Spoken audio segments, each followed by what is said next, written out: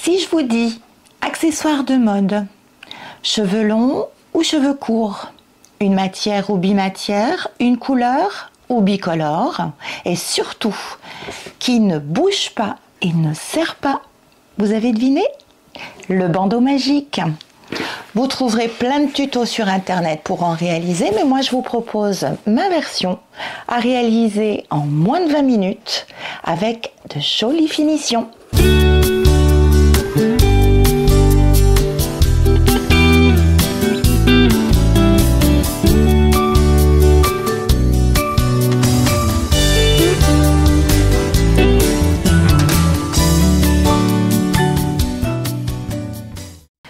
Bonjour, moi c'est Sarah et je suis ravie de vous accueillir à nouveau aujourd'hui à l'atelier de 3 petits points création. Alors vous l'aurez compris, j'adore les bandeaux, même si j'ai les cheveux courts, mais alors je déteste quand ça serre trop et quand il faut les remettre en place toutes les 5 minutes. Le bandeau magique, on le met comme on veut, avec la forme que l'on veut et ça tient tout seul. Alors, on regarde ensemble les matériaux dont on va avoir besoin. Pour réaliser un bandeau magique, il nous faut 2 bandes de tissu. Ici, j'ai choisi 2 cotons de couleurs différentes. Vous pouvez choisir la même couleur. Vous pouvez choisir 2 matières différentes. Ici, on a du coton et une matière un peu plus satinée. On peut utiliser du velours, du jean fin. C'est vous qui choisissez. Chaque bande fait 90 cm de long par 12 cm de large. Ça, c'est pour la taille adulte. Pour une taille enfant, 75 cm de long et 10 cm de large, c'est suffisant. Ensuite, on prend le fil à coudre assorti, du fil de fer que vous trouverez dans le magasin de bricolage le plus proche de chez vous, fil de fer plastifié qui fait 1,4 mm d'épaisseur. La pince pour le couper. Pour l'enfiler dans le tissu, on aura besoin d'un passe-lacet. On peut aussi utiliser une épingle de sûreté, ça ira très bien. Et enfin, un cercle cartonné de 12 cm de diamètre. Voilà, on a tout, on peut commencer. On va commencer par plier nos bandes en 2, comme ceci. Celle-ci est prête. Une fois qu'elles sont pliées en 2, on prend notre gabarit de 12 cm de diamètre, on le pose à l'extrémité de notre bande, de ce côté-ci, pas du côté du pli, et on trace un arrondi. On fait ça sur les 2. Voilà. La deuxième bande.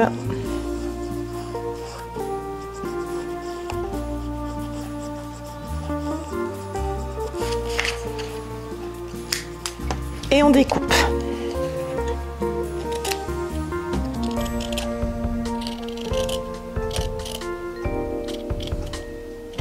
On maintient un peu les tissus vu qu'on coupe les 2 extrémités de la bande en même temps.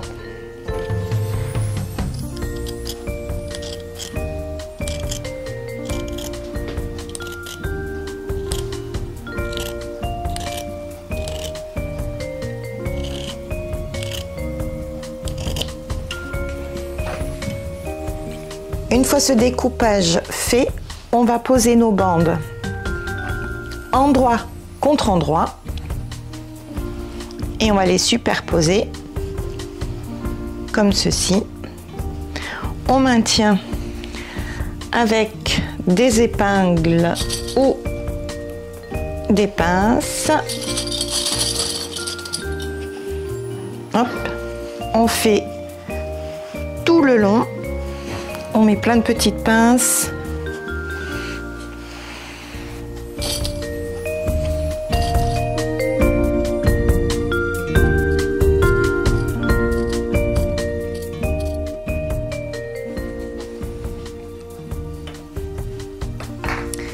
Et maintenant, on va coudre tout le contour de la bande à 5 mm du bord au point droit et on va bien penser à laisser une ouverture pour pouvoir retourner notre bande sur l'endroit. En place pour ma première couture, mon aiguille et mon pied sont réglés, je suis à 5 mm du bord, petit point barré et c'est parti.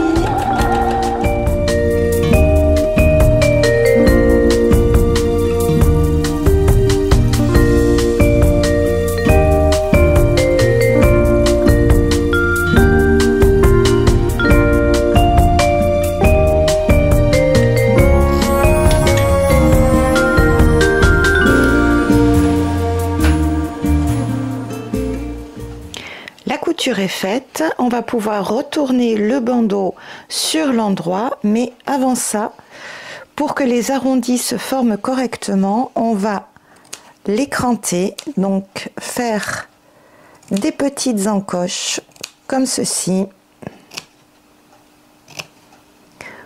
pour enlever l'excédent de tissu qui va se produire en retournant le tissu. Hop. On peut faire aussi comme ceci. On fait attention à ne pas couper bien évidemment la couture. Allez, on fait ça sur les deux arrondis.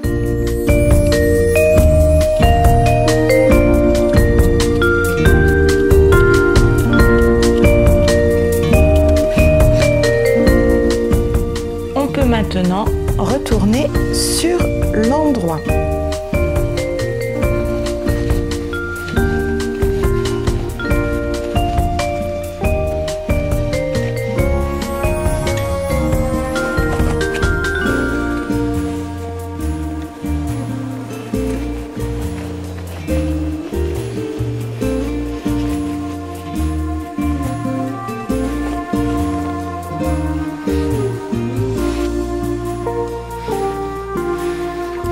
On va se munir d'un fer à repasser, d'une baguette chinoise. On va passer par l'ouverture. Elle est où? Elle est où? Elle est là. Et avec la baguette, on va placer la couture correctement. Donc je tends avec ma baguette et à mesure, je passe un coup de fer.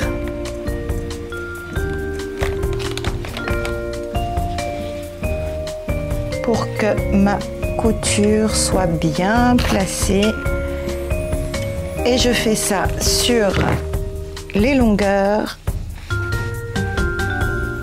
et l'arrondi. Le bandeau est repassé, j'en ai profité tant que j'étais avec mon fer à repasser pour rentrer soigneusement les marges de couture au niveau de l'ouverture. On va maintenant passer à la machine à coudre et on va faire une surpiqûre, donc une couture extérieure. On allonge notre point à 4 mm et on va coudre à peu près à 2, grand maximum 3 mm du bord et on va faire tout le tour. Et encore une fois, on va laisser pour le moment une ouverture même au niveau de la surpiqûre. Donc on va commencer ici et on va s'arrêter ici. Allez, à la machine. En place pour ma surpiqûre, donc j'ai mis 2 petites pinces pour repérer mon ouverture, comme ça je ne l'oublie pas. Et là je voudrais ne pas utiliser le même fil pour le dessous et le dessus. Je voudrais garder le marron pour le dessous et je voudrais mettre ce fil qui correspond à la couleur jaune de mon imprimé. Là il n'y a pas de souci. En dessous, côté canette, je laisse du marron. Par contre, je vais changer le fil de la bobine au dessus et je réenfile.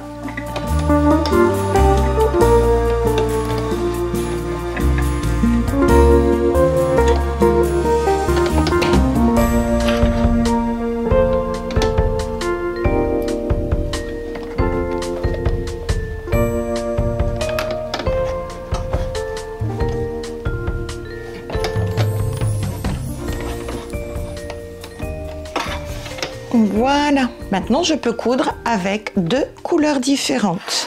Mon ouverture se trouve ici. Je mets mes fils derrière.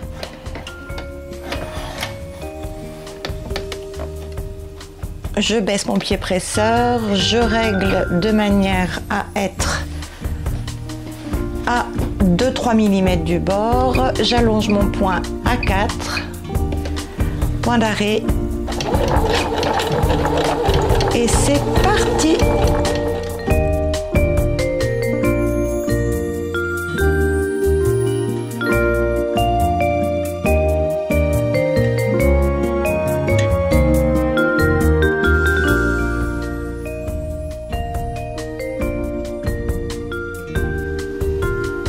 Voilà, la surpiqûre est faite. Maintenant, on va en faire une deuxième. Je me mets en place pour la deuxième surpiqûre. Donc ici, nous avons l'ouverture, la première surpiqûre. La deuxième va se faire à 1 cm de la première surpiqûre. Donc je pose mon pied, je règle mon aiguille de manière à ce qu'elle soit à 1 cm de ma surpiqûre précédente. Je laisse mon point à 4 et cette fois je fais tout le tour sans laisser d'ouverture. Mes deux surpiqûres sont faites, l'une à côté de l'autre, 1 cm d'écart. La surpiqûre la plus proche du bord, il y a une ouverture et les deux surpiqûres ont formé une coulisse par laquelle on va pouvoir insérer le fil de fer que j'ai préparé. Donc j'en ai coupé 2 mètres. Je prends une extrémité que je replie un petit peu. Là, il y a environ 2-3 cm. Soit on insère l'extrémité dans le petit rond au bout de l'épingle de sûreté. Moi, j'aime bien utiliser le passe-lacet. Donc, j'insère pareil. Ici, je referme un peu et je vais donc passer dans la coulisse. Et comme on mettrait un cordon dans une capuche, on avance et on insère le fil de fer. Voilà, j'ai fait tout le tour avec le fil de fer et la coulisse présente un avantage, c'est que le fil de fer va toujours bien rester au bord, il ne va pas se balader à l'intérieur du bandeau. Donc on arrive au bout, je suis ressortie par là, le début du fil, donc il y en a un petit peu plus pour qu'on soit à l'aise pour finir notre petit bricolage. J'enlève mon passe-lacet, je passe les fils de fer l'un dans l'autre, je mets bien à plat. Celui-ci, hop, je le replie, donc ils sont l'un dans l'autre par une boucle. Hop, là je vais tortillonner un petit peu au bout, même chose. De l'autre côté, je vais couper l'excédent. Je tortillonne. Et là, ça ne bougera plus. Pour éviter que les extrémités du fil de fer n'abîment ou ne percent le tissu, je prends ce scotch qu'on utilise en électricité, donc petit tour au magasin de bricolage où on en a tous plus ou moins dans notre tiroir, et je vais enrouler par-dessus les extrémités pour sécuriser. Voilà, je vais aller hop jusque l'autre côté.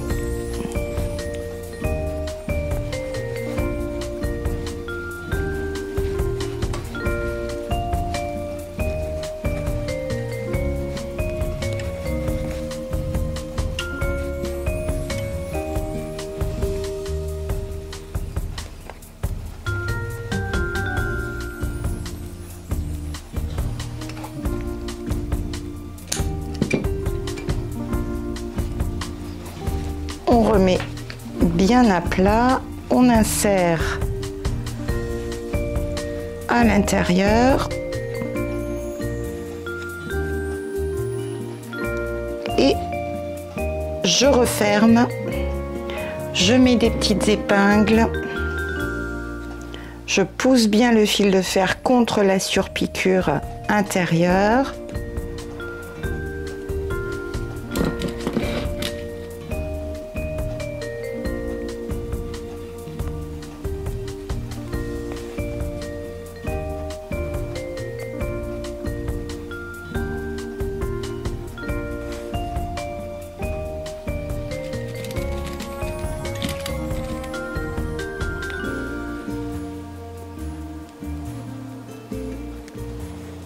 Alors, on va en mettre encore une.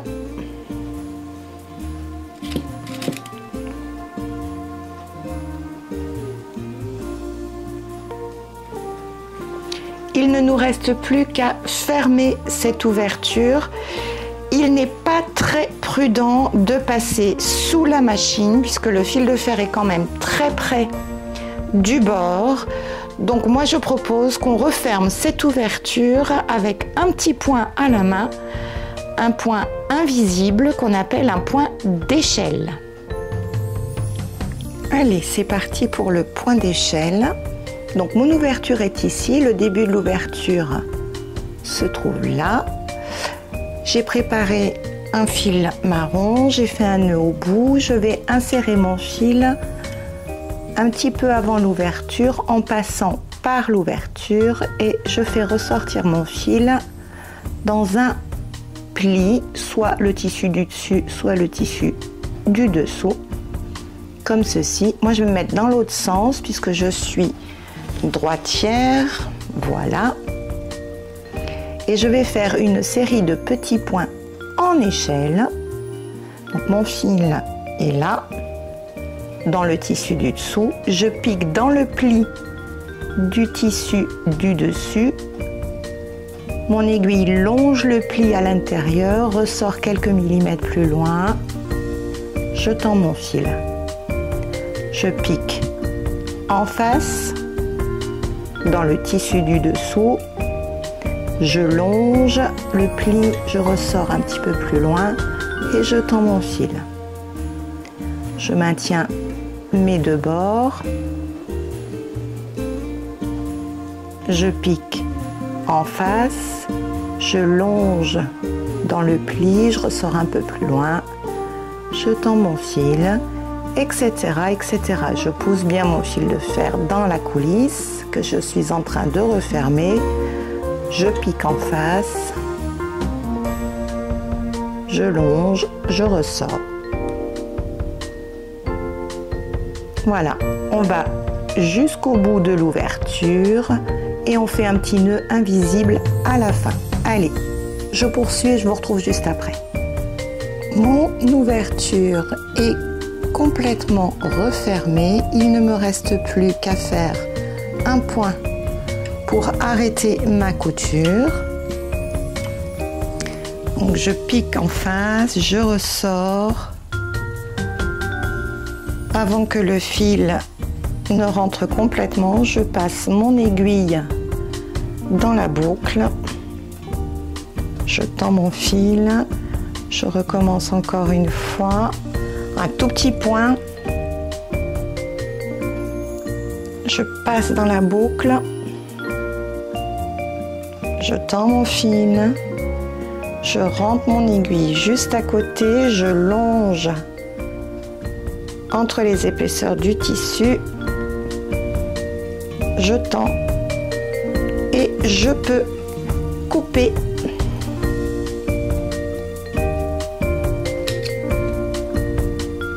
Eh bien, je crois que nous avons terminé. Et voilà, un bandeau magique de plus. Alors, ce bandeau magique, vous pouvez le laver. Attention au repassage quand même. Pensez qu'il y a un fil de fer plastifié, mais on peut le faire à température douce, il n'y a pas de souci.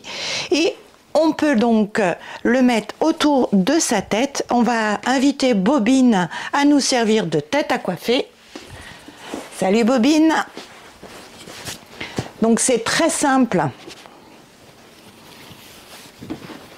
à mettre. Alors on va essayer de ne pas lui faire un œil de pirate. On passe derrière et surtout le dessus. On fait un hélicoptère. On peut faire une fleur. On peut faire juste un nœud qu'on glisse derrière. Voilà, tu ressembles à quoi? Ouais. Voilà. Et surtout, bah voilà, ça tient tout seul comme celui que j'ai dans les cheveux. On met, on tord, on aplatit un peu, on fait une fleur, on la met ici, on peut mettre derrière, on fait comme on veut et ça tient tout seul. Celui-là, je l'ai depuis ce matin et il n'a pas bougé. Voilà, avec très peu de choses, un peu de tissu, un peu de fil de fer et on peut se faire plein de bandeaux magiques assortis à nos tenues. Je vous donne rendez-vous pour le prochain tuto. En attendant, joyeuse cousette à vous. À très vite. Bye.